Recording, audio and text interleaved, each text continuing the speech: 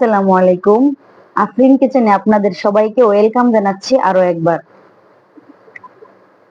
তো নেহারি খেতে পছন্দ করে না এরকম মানুষ খুব কমই পাওয়া যাবে। তো আজকে আমি আপনাদেরকে এমন একটি রেসিপি করিয়ে দেখাবো যেটা নেহারির থেকে কোনো অংশেই কম নয়।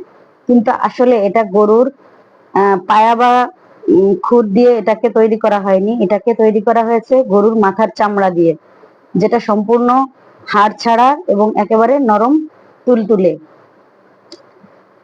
তো পরোটা বা রুটির সাথে খেতে অসম্ভব মজাদার এই রেসিপি।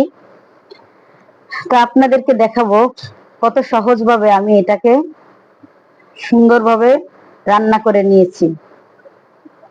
প্রথমে আমি এই চামড়াগুলোকে উপরের যে অংশে পশম ছিল সেই পশমগুলোকে আমি গরম পানির সাহায্যে আমি ছাড়িয়ে নিয়েছি। তো অবশ্যই কোনো এক ভিডিওতে আপনাদেরকে আমি দেখিয়ে দিব যে কিভাবে উপরের পশমগুলোকে চামড়া থেকে আলাদা করতে হয়।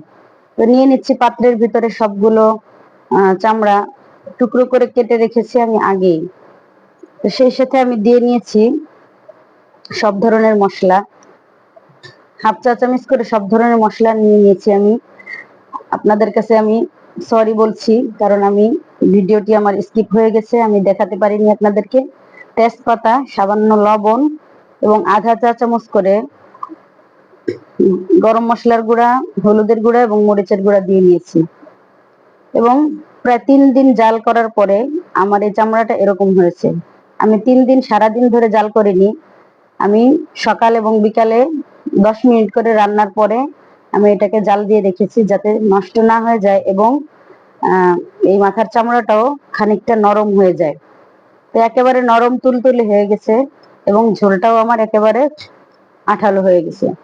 তো এখন আমি কড়াইতে নিয়ে নিচ্ছি পরিমাণ মতো সয়াবিন তেল।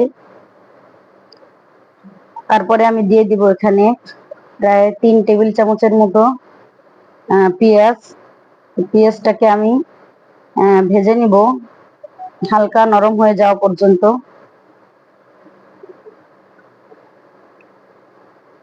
পেঁয়াজ চুলায় দিয়ে আপনারা অনবরত এভাবে নাড়তে থাকবেন, না হলে কোথাও লাল হয়ে যাবে এবং কোথাও সাদা থাকবে। তো সেই সাথে আমি অ্যাড করে দিচ্ছি 1 টুকরো দারচিনি, মাঝখানে 2টা টুকরো করে আমি এটা দিয়ে নিলাম এবং তার সাথে আমি দিয়ে নিচ্ছি 2টা এলাচ। এটার মুখটাকে সামান্য ফাটিয়ে নিয়েছি যাতে করে ঘ্রাণটা ছড়িয়ে যায় এবং পরিপূর্ণ বাদামি রং না হওয়া পর্যন্ত আমি এটাকে ভাজতে থাকবো।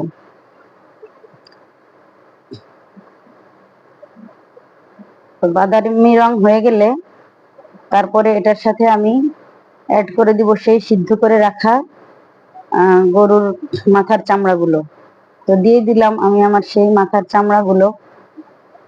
এর সাথে আমি অ্যাড করে নিব পরিমাণ মতো পানি। যেহেতু আমার এটা আগে থেকেই সিদ্ধ করা, এ কারণে আমার বেশি পানি দিতে হবে না। জাস্ট আমি পাত্রটাকে ধুয়ে খানিকটা পানি দিয়ে নিয়েছি এবং আরো একটু পানি দিয়ে নিচ্ছি। একেবারে ঝোল আমি গাঢ়ও রাখবো না আর একেবারে কমিয়েও ফেলবো না, কারণ আমি যেহেতু এটাকে রুটি বা পরোটার সাথে খাবো, সেই কারণে আমি কিছুটা ঝোল ঝোল রাখবো। এর সাথে আমি দিয়ে নিচ্ছি 4-5টার মতো কাঁচামরিচের ফালি এবং বিলাত ধনিয়া পাতার কুচি করে নিয়েছি, সেটাকে আমি ছড়িয়ে দিচ্ছি সুন্দরভাবে।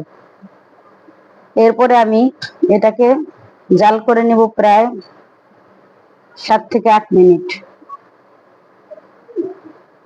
প্রথমে আমি ঢাকনা ছাড়াই আমি এটাকে জাল করে নিচ্ছি।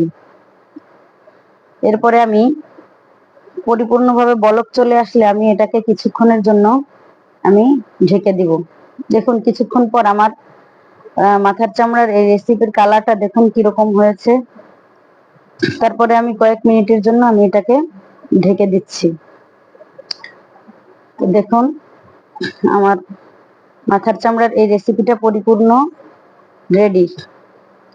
আপনারা সবাই আমার জন্য দোয়া করবেন। যারা যারা ইউটিউব থেকে আমার এই ভিডিওটি দেখছেন তারা অবশ্যই সাবস্ক্রাইব করবেন, কমেন্ট করবেন, লাইক করবেন। আর যারা ফেসবুক থেকে আমার এই রেসিপিটি দেখবেন তারা অবশ্যই কমেন্ট করবেন, শেয়ার করবেন। আশা করি সবাই ভালো থাকবেন এবং আমার জন্য দোয়া করবেন। আসসালামু আলাইকুম ওয়া রাহমাতুল্লাহি ওয়া বারাকাতুহু।